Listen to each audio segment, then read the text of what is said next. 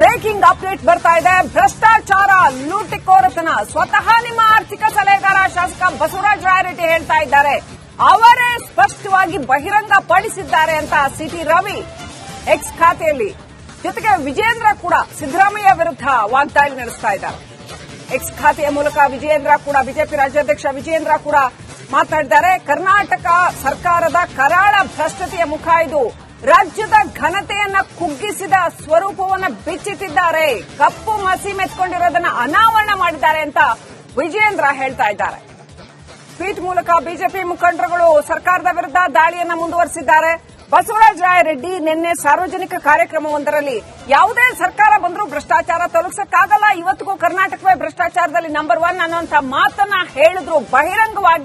ಬಹಿರಂಗ ವೇದಿಕೆಯಲ್ಲಿ ಅನ್ನುವಂಥ ಮಾತನ್ನ ಹೇಳಿದ್ರು.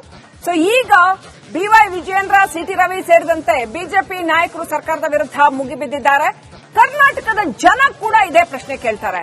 ನೀವು ಬಿಜೆಪಿಯವರು 40% ಕಮಿಷನ್ ಅಂತ ಹೇಳಿ ನೀವು ಅಧಿಕಾರಕ್ಕೆ ಬಂದ್ರೆ ನೀವು how different are you from them? ಇದು ಕರ್ನಾಟಕದ ಜನ ಕೂಡ ಕೇಳ್ತಾ ಇರುವಂತಹ ಪ್ರಶ್ನೆ. ಸಿದ್ದರಾಮಯ್ಯನವರು ಇದಕ್ಕೆ ಉತ್ತರ ಕೊಡಬೇಕು. ನಿಮ್ಮನ್ನು ಯಾಕೆ ಅಧಿಕಾರದಲ್ಲಿ ಇಡಬೇಕು ಅನ್ನೋಂಥದ್ದು ಪ್ರಶ್ನೆ. ಜನ ಯಾಕೆ ನಿಮ್ಮನ್ನು ಅಧಿಕಾರದಲ್ಲಿ ಇಡಬೇಕು? ನೀವು ಅವ್ರ ತರಾನೇ ಅಥವಾ ನಿಮ್ಮಲ್ಲೂ ಭ್ರಷ್ಟಾಚಾರ ಇದೆ ಅಂತಾದ್ರೆ ಯಾಕೆ ಜನ ನಿಮ್ಮನ್ನ ಅಧಿಕಾರದಲ್ಲಿ ಇಡಬೇಕು ಅನ್ನೋಂಥ ಪ್ರಶ್ನೆ ಬರುತ್ತೆ. ನಿಮ್ಮದೇ ಸರ್ಕಾರದ ಆರ್ಥಿಕ ಸಲಹೆಗಾರರು ಬಹಿರಂಗವಾಗಿ ಹೇಳ್ತಾ ಇರುವಂತ ವಿಚಾರ, ನೈರಾಶ್ಯದಲ್ಲೇ ಹೇಳ್ತಾ ಇರುವಂತ ವಿಚಾರ, ಯಾಕೆ ನಿಮ್ಮನ್ನ ಜನ ನಂಬಬೇಕು? ಜನ ಹೆಂಗ್ ನಿಮ್ಮನ್ನ ನಂಬಬೇಕು ಅನ್ನೋಂಥ ಪ್ರಶ್ನೆ. ಭ್ರಷ್ಟಾಚಾರದಲ್ಲಿ ಸಿದ್ದು ಸರ್ಕಾರ ನಂಬರ್ 1. ಮಾಜಿ ಡಿಸಿಎಂ ಬಿಜೆಪಿ ಶಾಸಕ ಅಶ್ವಥ್ ನಾರಾಯಣ್ ಆರೋಪ ಮಾಡ್ತಾ ಇದ್ದಾರೆ. ಕಾಂಗ್ರೆಸ್ ನಾಯಕರ ಹೇಳಿಕೆಗಳನ್ನ ಸ್ವಾಗತಿಸ್ತೀನಿ ಅಂತ. ನಮ್ಮ ಜೊತೆ ಕಾಂಗ್ರೆಸ್ ಶಾಸಕ ತಿಪ್ಪಣ್ಣಪ್ಪ ಕಂಕೂರ್ ಇರುವಂತದ್ದು. ಸರ್, ಇವತ್ತು ಬಸವರಾಜ ರಾಯರೆಡ್ಡಿ ಅವರು ಒಂದು ಹೇಳಿಕೆಯನ್ನು ಕೊಟ್ಟಿದ್ರು ನಿನ್ನೆ ಜಿಲ್ಲೆ ಕಾರ್ಯಕ್ರಮದಲ್ಲಿ. ಭ್ರಷ್ಟಾಚಾರ ಈಗಲೂ ಕೂಡ ಇದೆ, ಕರ್ನಾಟಕ ನಂಬರ್ 1 ಭ್ರಷ್ಟಾಚಾರ ಆಗಿದೆ, ಭ್ರಷ್ಟಾಚಾರ ನಿಲ್ಸಕ್ಕೆ ಸಾಧ್ಯ ಆಗಿಲ್ಲ ಅಂತ ಏನ್ ಅನ್ಸುತ್ತೆ? ಇಲ್ಲ, ಅದು ಯಾವ ರೀತಿಯಲ್ಲಿ ಆ ಪ್ರಕಾರ ಪ್ರತಿಕ್ರಿಯೆ ಕೊಟ್ಟರ ನಮ್ಮದು ಗೊತ್ತಿಲ್ಲ. ಹಂಗೆ ಕೊಡಬಾರ್ದಾಗಿತ್ತು ಅವರು. ಕಲ್ಯಾಣ ಕರ್ನಾಟಕ ಭಾಗದವ ನಾನು ಕೂಡ ಆಗಿದ್ರಿಂದ ನಮ್ಮಲ್ಲಿ ಯಾವುದೇ ಹಂತ ರಸ್ತೆಗಳು ಮಾಡಿದ ಕೂಡಲೇ 1 ವರ್ಷನೇ ಕೆಟ್ಟು ಹೋಗ್ತವೆ ಅಂತೆಲ್ಲ ಹೇಳಿ ಈಗ ಸರ್ಕಾರ 5,000 ಕೋಟಿ ಕೊಟ್ಟಿದ್ದರಿಂದ ಅತ್ಯಂತ ಬದ್ಧತೆ ಉಳ್ಳಂಥವು ಪಾರದರ್ಶಕವಾದಂಥ ರಸ್ತೆಗಳು ನಮ್ಮಲ್ಲಿ ನಡೀತಾ ಇವೆ. ಬಸವರಾಜ ರಾಯರೆಡ್ಡಿಯವರು ಹಿರಿಯರು, ಅನುಭವಿಗಳು, ಮುಖ್ಯಮಂತ್ರಿಯ ಸಲಹೆಗಾರ ಇರೋದ್ರಿಂದ ಆ ಪ್ರಕಾರ ಹೇಳಿಕೆ ಕೊಡೋದ್ರಿಂದ ಪಕ್ಷದ ಮೇಲೆ ಕೆಟ್ಟ ಪರಿಣಾಮ ಬೀಳ್ತದೆ. ಅದಕ್ಕಾಗಿ ಅವರು ಹೇಳದಂತ ಹೇಳಿಕೆ ಪುನಃ ಪರಿಶೀಲನೆ ಮಾಡ್ಕೋಬೇಕು ಅವರು. ಸರ್, ಈಗ ಈ ಪ್ರತಿಪಕ್ಷಗಳ ಸದಸ್ಯರು ಕೊಟ್ಟಿದ್ದ ಹೇಳಿಕೆ ಅದಕ್ಕೊಂದು ರಾಜಕೀಯ ಅಂತ ಹೇಳ್ಬೋದಾಯ್ತು. ನಿಮ್ಮ ಪಕ್ಷದ ಶಾಸಕರು, ಅದು ಹಿರಿಯ ಶಾಸಕರು, ಮುಖ್ಯಮಂತ್ರಿಗಳ ಆರ್ಥಿಕ ಸಲಹೆಗಾರಾಗಿರುವಂಥದ್ದು, ಈ ರೀತಿ ಹೇಳಿಕೊಟ್ಟು ಪಕ್ಷ ಮುಜುಗರ ಮತ್ತು ಪ್ರತಿಪಕ್ಷಗಳ ಒಂದು ರೀತಿಯಲ್ಲಿ ದೊಡ್ಡ ಅಸ್ತ್ರ ಸಿಗುತ್ತಲ್ಲ, ಸಾರ್ವಜನಿಕವಾಗಿ ಪ್ರಶ್ನೆ ಮಾಡುವಂತ ರೀತಿ ಬರುತ್ತಲ್ವಾ? ಹಾಗೇನಿಲ್ಲ, ಅವರು ಅನುಭವಿಗಳಾಗೋದ್ರಿಂದ ಪಕ್ಷದಲ್ಲಿ ಅತ್ಯಂತ ಪ್ರಭಾವಿ ನಾಯಕರಂತ ಗುರುತಿಸಿಕೊಂಡಿರೋದ್ರಿಂದ ಆ ಪ್ರಕಾರ ಹೇಳಿಕೆ ಅಷ್ಟಷ್ಟು ಸಮಂಜಸವಲ್ಲ ಪಕ್ಷದ ರೀತಿಯಿಂದ. ಅದಕ್ಕಾಗಿ ಮತ್ತು ಅವರು ಮುಖ್ಯಮಂತ್ರಿಯಲ್ಲಿ ಹತ್ತಿರ ಇರೋದ್ರಿಂದ ಮುಖ್ಯಮಂತ್ರಿಗಳೇ ಅವ್ರ ಸರಿ ಮಾತಾಡಬೇಕು.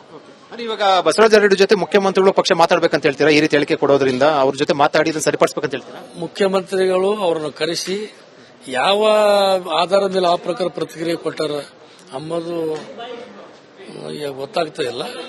ಮುಖ್ಯಮಂತ್ರಿ ಕರೆಸಿ ಅವರ ಹೇಳಿಕೆ ಆ ಪ್ರಕಾರ ಹೇಳಿದಾರ ಅಥವಾ ಹೇಳಿಕೆ ತಿರುಚಲಾಗಿದೆ ಬಹಳ ಸ್ಪಷ್ಟವಾಗಿ ಬಹಿರಂಗ ವೇದಿಕೆಯಲ್ಲಿ ಹೇಳಿದ್ದಾರೆ. ಹೇಳಿಕೆ ಪತ್ರಿಕೆಯಲ್ಲಿ ಬಂದು ನೀವು ನೋಡಿದಿರಾ, ಕರ್ನಾಟಕ ನಂಬರ್ 1 ಭ್ರಷ್ಟಾಚಾರ ಆಗಿದೆ ಅಂತ ಹೇಳಿದ್ರೆ ಅದ್ರಲ್ಲಿ ತಿರ್ಚೋದು ಮತ್ತೊಂದು ಏನಿಲ್ಲ. ಯಾಕಂದ್ರೆ ಅವರೇ ಅಲ್ಲದೆ ಮತ್ತು ಕಲ್ಯಾಣ ಕನ್ನಡ ಭಾಗದಲ್ಲಿ ಕೂಡ ಹೆಚ್ಚಿನ ಭ್ರಷ್ಟಾಚಾರ ಅಂತ ಹೇಳಿದ್ದಾರೆ. ಅದು ನಾನು ನೋಡಿದ್ದೀನಿ. ಮುಖ್ಯಮಂತ್ರಿಗಳ ಬಳಿ ಇರೋದ್ರಿಂದ ಅವರೇ ಕರೆದು ಮಾತಾಡಿ ಸರಿಪಡಿಸ್ಕೋಬೇಕು. ಯಾವುದು ಕೂಡ ಕಾಂಗ್ರೆಸ್ ಪಕ್ಷದ ಯಾವುದು ಕೂಡ ಭ್ರಷ್ಟಾಚಾರ ಇಲ್ವಾ ಸರ್ಕಾರದಲ್ಲಿ? ಪಾರದರ್ಶಕವಾಗಿ ಮುಖ್ಯಮಂತ್ರಿಗಳು ಅತ್ಯಂತ ಬದ್ಧತೆಯಿಂದ ಕೆಲಸ ಮಾಡ್ತಾ ಇದ್ದಾರೆ. ಗುತ್ತಿಗೆದಾರರ ಸಂಘಟನೆ ಕೂಡ ಗಂಭೀರವಾಗಿ ಆರೋಪ ಮಾಡ್ತು. ಅದು ಮುಖ್ಯಮಂತ್ರಿಗಳನ್ನ ಉಪಮುಖ್ಯಮಂತ್ರಿ ಭೇಟಿ ಮಾಡಿ ಕಳೆದ ಬಿಜೆಪಿ ಸರ್ಕಾರಕ್ಕಿಂತ ಹೋಲಿಸಿದ್ರೆ ಇದೇ ಸರ್ಕಾರದಲ್ಲಿ ಜಾಸ್ತಿ ಇದೆ ಅಂತ ಹೇಳಿದ್ರು. ಸರ್ಕಾರದಲ್ಲಿದ್ದಂತ ಬಿಲ್ಗಳೆಲ್ಲ ಈಗಾಗಲೇ ಅವರು ಮನವಿಯನ್ನು ಮಾಡಿದ್ರು ಮುಖ್ಯಮಂತ್ರಿಗಳಿಗೆ, ಮತ್ತೆ ಸಂಬಂಧಪಟ್ಟ ಮಂತ್ರಿಗಳು ಮನವಿ ಮಾಡಿದರು. ಲೋಕೋಪಯೋಗಿ ಮಂತ್ರಿ ಇರಬಹುದು, ಮತ್ತೆ ಪಂಚಾಯತ್ ರಾಜ್ ಮಂತ್ರಿ ಇರಬಹುದು. ಓಕೆ, ಬಸವರಾಜ ರೆಡ್ಡಿ ಯಾಕೆ ಹೇಳಿಕೆ ಕೊಟ್ಟರು ಅನ್ಸುತ್ತೆ? ಅದು ಮುಖ್ಯಮಂತ್ರಿಗಳೇ ಮಾತಾಡ್ತಾರೆ. ಪಕ್ಷಕ್ಕಂತೂ ಮುಜುಗರ ಆಗಿದೆ. ಮುಖ್ಯಮಂತ್ರಿಗಳೇ ಮಾತಾಡ್ತಾರೆ. ಬ್ರೇಕಿಂಗ್ ಅಪ್ಡೇಟ್ ಬರ್ತಾ ಇದೆ. ಭ್ರಷ್ಟಾಚಾರ ಲೂಟಿಕೋರತನ ಸ್ವತಃ ನಿಮ್ಮ ಆರ್ಥಿಕ ಸಲಹೆಗಾರ ಶಾಸಕ ಬಸವರಾಜ ರಾಯರೆಡ್ಡಿ ಹೇಳ್ತಾ ಇದ್ದಾರೆ. ಅವರೇ ಸ್ಪಷ್ಟವಾಗಿ ಬಹಿರಂಗ ಪಡಿಸಿದ್ದಾರೆ ಅಂತ ಸಿಟಿ ರವಿ ಎಕ್ಸ್ ಖಾತೆಯಲ್ಲಿ, ಜೊತೆಗೆ ವಿಜೇಂದ್ರ ಕೂಡ ಸಿದ್ದರಾಮಯ್ಯ ವಿರುದ್ಧ ವಾಗ್ದಾಳಿ ನಡೆಸ್ತಾ ಇದ್ದಾರೆ. ಎಕ್ಸ್ ಖಾತೆಯ ಮೂಲಕ ವಿಜೇಂದ್ರ ಕೂಡ, ಬಿಜೆಪಿ ರಾಜ್ಯಾಧ್ಯಕ್ಷ ವಿಜೇಂದ್ರ ಕೂಡ ಮಾತನಾಡಿದ್ದಾರೆ. ಕರ್ನಾಟಕ ಸರ್ಕಾರದ ಕರಾಳ ಭ್ರಷ್ಟತೆಯ ಮುಖ ಇದು. ರಾಜ್ಯದ ಘನತೆಯನ್ನ ಕುಗ್ಗಿಸಿದ ಸ್ವರೂಪವನ್ನ ಬಿಚ್ಚಿಟ್ಟಿದ್ದಾರೆ. ಕಪ್ಪು ಮಸಿ ಮೆತ್ಕೊಂಡಿರೋದನ್ನ ಅನಾವರಣ ಮಾಡಿದ್ದಾರೆ ಅಂತ ವಿಜೇಂದ್ರ ಹೇಳ್ತಾ ಇದ್ದಾರೆ. ಟ್ವೀಟ್ ಮೂಲಕ ಬಿಜೆಪಿ ಮುಖಂಡರುಗಳು ಸರ್ಕಾರದ ವಿರುದ್ಧ ದಾಳಿಯನ್ನ ಮುಂದುವರೆಸಿದ್ದಾರೆ. ಬಸವರಾಜ ರಾಯರೆಡ್ಡಿ ನಿನ್ನೆ ಸಾರ್ವಜನಿಕ ಕಾರ್ಯಕ್ರಮವೊಂದರಲ್ಲಿ ಯಾವುದೇ ಸರ್ಕಾರ ಬಂದರೂ ಭ್ರಷ್ಟಾಚಾರ ತೊಲಗಿಸಕ್ಕಾಗಲ್ಲ, ಇವತ್ತಿಗೂ ಕರ್ನಾಟಕವೇ ಭ್ರಷ್ಟಾಚಾರದಲ್ಲಿ ನಂಬರ್ 1 ಅನ್ನುವಂಥ ಮಾತನ್ನ ಹೇಳಿದ್ರು. ಬಹಿರಂಗ ವೇದಿಕೆಯಲ್ಲಿ ಆ ಮಾತನ್ನ ಹೇಳಿದ್ರು. ಸೊ ಈಗ ಬಿವೈ ವಿಜೇಂದ್ರ, ಸಿಟಿ ರವಿ ಸೇರಿದಂತೆ ಬಿಜೆಪಿ ನಾಯಕರು ಸರ್ಕಾರದ ವಿರುದ್ಧ ಮುಗಿಬಿದ್ದಿದ್ದಾರೆ.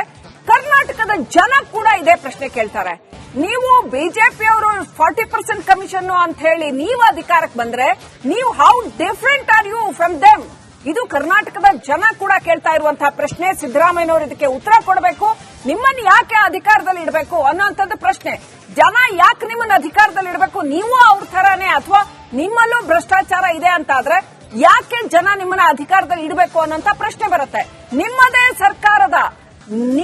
ಸರ್ಕಾರದ ಆರ್ಥಿಕ ಸಲಹೆಗಾರರು ಬಹಿರಂಗವಾಗಿ ಹೇಳ್ತಾ ಇರುವಂತ ವಿಚಾರ, ನೈರಾಶ್ಯದಲ್ಲೇ ಹೇಳ್ತಾ ಇರುವಂತ ವಿಚಾರ, ಯಾಕೆ ನಿಮ್ಮನ್ನ ಜನ ನಂಬಬೇಕು? ಜನ ಹೆಂಗ್ ನಿಮ್ಮನ್ನ ನಂಬಬೇಕು ಅನ್ನೋಂತ ಪ್ರಶ್ನೆ. ಭ್ರಷ್ಟಾಚಾರದಲ್ಲಿ ಸಿದ್ದು ಸರ್ಕಾರ ನಂಬರ್ 1. ಮಾಜಿ ಡಿಸಿಎಂ ಬಿಜೆಪಿ ಶಾಸಕ ಅಶ್ವಥ್ ನಾರಾಯಣ್ ಆರೋಪ ಮಾಡ್ತಾ ಇದ್ದಾರೆ. ಕಾಂಗ್ರೆಸ್ ನಾಯಕರ ಹೇಳಿಕೆಗಳನ್ನ ಸ್ವಾಗತಿಸ್ತೀನಿ ಅಂತ. ನಮ್ಮ ಜೊತೆ ಕಾಂಗ್ರೆಸ್ ಶಾಸಕ ತಿಪ್ಪಣ್ಣಪ್ಪ ಕಂಕೂರ್ ಇರುವಂತದ್ದು.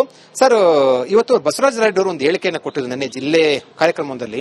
ಭ್ರಷ್ಟಾಚಾರ ಈಗಲೂ ಕೂಡ ಇದೆ, ಕರ್ನಾಟಕ ನಂಬರ್ 1 ಭ್ರಷ್ಟಾಚಾರ ಆಗಿದೆ, ಭ್ರಷ್ಟಾಚಾರ ನಿಲ್ಸಕ್ಕೆ ಸಾಧ್ಯ ಆಗಿಲ್ಲ ಅಂತ ಏನ್ ಅನ್ಸುತ್ತೆ? ಅದು ಯಾವ ರೀತಿಯಿಂದ ಆ ಪ್ರಕಾರ ಪ್ರತಿಕ್ರಿಯೆ ಕೊಟ್ಟರ ನಮ್ಮದು ಗೊತ್ತಿಲ್ಲ. ಹಂಗೆ ಕೊಡಬಾರ್ದಾಗಿತ್ತು ಅವರು. ಕಲ್ಯಾಣ ಕರ್ನಾಟಕ ಭಾಗದವ ನಾನು ಕೂಡ ಆಗಿರೋದ್ರಿಂದ ನಮ್ಮಲ್ಲಿ ಯಾವುದೇ ಹಂತ ರಸ್ತೆಗಳು ಮಾಡಿದ ಕೂಡಲೇ 1 ವರ್ಷನೇ ಕೆಟ್ಟು ಹೋಗ್ತವೆ ಅಂತೆಲ್ಲ ಹೇಳಿ ಈಗ ಸರ್ಕಾರ 5,000 ಕೋಟಿ ಕೊಟ್ಟಿದ್ದರಿಂದ ಅತ್ಯಂತ ಬದ್ಧತೆ ಉಳ್ಳಂಥವು ಪಾರದರ್ಶಕವಾದಂಥ ರಸ್ತೆಗಳು ನಮ್ಮಲ್ಲಿ ನಡೀತಾ ಇವೆ. ಬಸವರಾಜ ರಾಯರೆಡ್ಡಿಯವರು ಹಿರಿಯರು, ಅನುಭವಿಗಳು, ಮುಖ್ಯಮಂತ್ರಿಯ ಸಲಹೆಗಾರ ಇರೋದ್ರಿಂದ ಆ ಪ್ರಕಾರ ಹೇಳಿಕೆ ಕೊಡೋದ್ರಿಂದ ಪಕ್ಷದ ಮೇಲೆ ಕೆಟ್ಟ ಪರಿಣಾಮ ಬೀಳ್ತದೆ. ಅದಕ್ಕಾಗಿ ಅವರು ಹೇಳದಂತ ಹೇಳಿಕೆ ಪುನಃ ಪರಿಶೀಲನೆ ಮಾಡ್ಕೋಬೇಕು ಅವರು. ಸರ್, ಈಗ ಈ ಪ್ರತಿಪಕ್ಷಗಳ ಸದಸ್ಯರು ಕೊಟ್ಟಿದ್ದ ಹೇಳಿಕೆ ಅದಕ್ಕೊಂದು ರಾಜಕೀಯ ಅಂತ ಹೇಳ್ಬೋದಾಯ್ತು. ನಿಮ್ಮ ಪಕ್ಷದ ಶಾಸಕರು, ಅದು ಹಿರಿಯ ಶಾಸಕರು, ಮುಖ್ಯಮಂತ್ರಿಗಳ ಆರ್ಥಿಕ ಸಲಹೆಗಾರ ಆಗಿರುವಂತದ್ದು. ಈ ರೀತಿ ಹೇಳಿಕೊಟ್ಟು ಪಕ್ಷ ಮುಜುಗರ ಮತ್ತು ಪ್ರತಿಪಕ್ಷಗಳು ಒಂದು ರೀತಿಯಲ್ಲಿ ದೊಡ್ಡ ಅಸ್ತ್ರ ಸಿಗುತ್ತಲ್ವ, ಸಾರ್ವಜನಿಕವಾಗಿ ಪ್ರಶ್ನೆ ಮಾಡುವಂತ ರೀತಿ ಬರುತ್ತಲ್ವಾ? ಹಾಗೇನಿಲ್ಲ. ಅವರು ಅನುಭವಿಗಳಾಗೋದ್ರಿಂದ ಪಕ್ಷದಲ್ಲಿ ಅತ್ಯಂತ ಪ್ರಭಾವಿ ನಾಯಕರಂತ ಗುರುತಿಸಿಕೊಂಡಿರೋದ್ರಿಂದ ಆ ಪ್ರಕಾರ ಹೇಳಿಕೆ ಅಷ್ಟೇ ಸಮಂಜಸವಲ್ಲ ಪಕ್ಷದ ರೀತಿಯಿಂದ. ಅದಕ್ಕಾಗಿ ಮತ್ತ ಅವರು ಮುಖ್ಯಮಂತ್ರಿಯಲ್ಲಿ ಹತ್ತಿರ ಇರೋದ್ರಿಂದ ಮುಖ್ಯಮಂತ್ರಿಗಳೇ ಅವ್ರ ಸರಿ ಮಾತಾಡಬೇಕು. ಇವಾಗ ಬಸವರಾಜ ರೆಡ್ಡಿ ಜೊತೆ ಮುಖ್ಯಮಂತ್ರಿಗಳು ಪಕ್ಷ ಮಾತಾಡಬೇಕಂತ ಹೇಳ್ತೀರಾ? ಈ ರೀತಿ ಹೇಳಿಕೆ ಕೊಡೋದ್ರಿಂದ ಅವ್ರ ಜೊತೆ ಮಾತಾಡಿ ಇದನ್ನು ಸರಿಪಡಿಸಬೇಕಂತ ಹೇಳ್ತೀರಾ? ಮುಖ್ಯಮಂತ್ರಿಗಳು ಅವರನ್ನು ಕರೆಸಿ ಯಾವ ಆಧಾರದ ಮೇಲೆ ಆ ಪ್ರಕಾರ ಪ್ರತಿಕ್ರಿಯೆ ಕೊಟ್ಟಾರ ಅನ್ನೋದು ಗೊತ್ತಾಗ್ತಾ ಇಲ್ಲ. ಮುಖ್ಯಮಂತ್ರಿ ಕರೆಸಿ ಅವರ ಹೇಳಿಕೆ ಆ ಪ್ರಕಾರ ಹೇಳಿದ್ದಾರೆ ಅಥವಾ ಹೇಳಿಕೆ ತಿರುಚಲಾಗಿದೆ ಬಹಳ ಸ್ಪಷ್ಟವಾಗಿ ಬಹಿರಂಗ ವೇದಿಕೆಯಲ್ಲಿ ಹೇಳಿದ್ದಾರೆ. ಹೇಳಿಕೆ ಪತ್ರಿಕೆಯಲ್ಲಿ ಬಂದು ನೀವು ನೋಡಿದಿರಾ, ಕರ್ನಾಟಕ ನಂಬರ್ 1 ಭ್ರಷ್ಟಾಚಾರ ಆಗಿದೆ ಅಂತ ಹೇಳಿದ್ದಾರೆ. ಅದ್ರಲ್ಲಿ ತಿರ್ಚೋದು ಮತ್ತೊಂದು ಏನಿಲ್ಲ, ಯಾಕಂದ್ರೆ ಅವರೇ ಅಲ್ಲದೆ ಮತ್ತು ಕಲ್ಯಾಣ ಕನ್ನಡ ಭಾಗದಲ್ಲಿ ಕೂಡ ಹೆಚ್ಚಿನ ಭ್ರಷ್ಟಾಚಾರ ಅಂತ ಹೇಳಿದ್ದಾರೆ. ಅದು ನಾನು ನೋಡಿದ್ದೀನಿ. ಮುಖ್ಯಮಂತ್ರಿಗಳ ಬಳಿ ಇರೋದ್ರಿಂದ ಅವರೇ ಕರೆದು ಮಾತಾಡಿ ಸರಿಪಡಿಸ್ಕೋಬೇಕು. ನಿಮ್ಮಲ್ಲಿ ಯಾವುದು ಕೂಡ ಕಾಂಗ್ರೆಸ್ ಪಕ್ಷದ ಯಾವುದು ಕೂಡ ಭ್ರಷ್ಟಾಚಾರ ಇಲ್ವಾ ಸರ್ಕಾರದಲ್ಲಿ? ಪಾರದರ್ಶಕವಾಗಿ ಮುಖ್ಯಮಂತ್ರಿಗಳು ಅತ್ಯಂತ ಬದ್ಧತೆಯಿಂದ ಕೆಲಸ ಮಾಡ್ತಾ ಇದ್ದಾರೆ. ಗುತ್ತಿಗೆದಾರರ ಸಂಘಟನೆ ಕೂಡ ಗಂಭೀರವಾಗಿ ಆರೋಪ ಮಾಡ್ತು. ಅದು ಮುಖ್ಯಮಂತ್ರಿಗಳನ್ನ ಉಪಮುಖ್ಯಮಂತ್ರಿ ಭೇಟಿ ಮಾಡಿ ಕಳೆದ ಬಿಜೆಪಿ ಸರ್ಕಾರಕ್ಕಿಂತ ಹೋಲಿಸಿದ್ರೆ ಇದೇ ಸರ್ಕಾರದಲ್ಲಿ ಜಾಸ್ತಿ ಇದೆ ಅಂತ ಹೇಳಿದ್ರು. ಸರ್ಕಾರದಲ್ಲಿ ಇದ್ದಂತ ಬಿಲ್ಗಳೆಲ್ಲ ಈಗಾಗಲೇ ಅವರು ಮನವಿಯನ್ನು ಮಾಡಿದ್ರು ಮುಖ್ಯಮಂತ್ರಿಗಳಿಗೆ, ಮತ್ತೆ ಸಂಬಂಧಪಟ್ಟ ಮಂತ್ರಿಗಳು ಮನವಿ ಮಾಡಿದರು. ಲೋಕೋಪಯೋಗಿ ಮಂತ್ರಿ ಇರಬಹುದು, ಮತ್ತೆ ಪಂಚಾಯತ್ ರಾಜ್ ಮಂತ್ರಿ ಇರಬಹುದು. ಓಕೆ, ಬಸವರಾಜ ರೆಡ್ಡಿ ಯಾಕೆ ಹೇಳಿಕೆ ಕೊಟ್ಟರು ಅನ್ಸುತ್ತೆ? ಅದು ಮುಖ್ಯಮಂತ್ರಿಗಳೇ ಮಾತಾಡ್ತಾರೆ. ಪಕ್ಷಕ್ಕಂತೂ ಮುಜುಗರ ಆಗಿದೆ. ಮುಖ್ಯಮಂತ್ರಿಗಳೇ ಮಾತಾಡ್ತಾರೆ.